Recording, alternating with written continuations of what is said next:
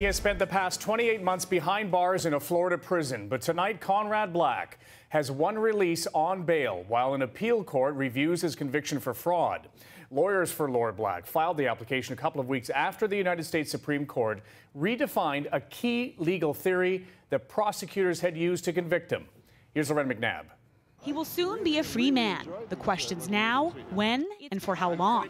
Just weeks after Conrad Black's lawyers filed an application for bail in a Chicago court, his request was granted. A hearing outlining those bail conditions will be set as soon as possible, and then Black will be released from the Florida prison where he first started serving his 78-month sentence 2 years ago. The reason he'd be eligible is because the Supreme Court threw his fraud convictions into question because a part of his fraud charges and his convictions had to do with something called honest services. It ruled that so-called honest services law that helped convict the former media baron is too vague, and that he should be released on bail while an appeal is heard.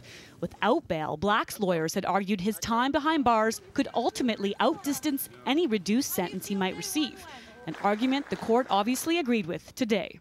The U.S. District Attorney's Office in Chicago refused to comment. After all, it just filed all the reasons why it thought Black didn't deserve bail a few days ago. What we do know is when he is released from prison, he will most likely have to stay in the States until that appeal. Kevin. All right, Loren, thank you very much. Well, in another significant ruling, no soldier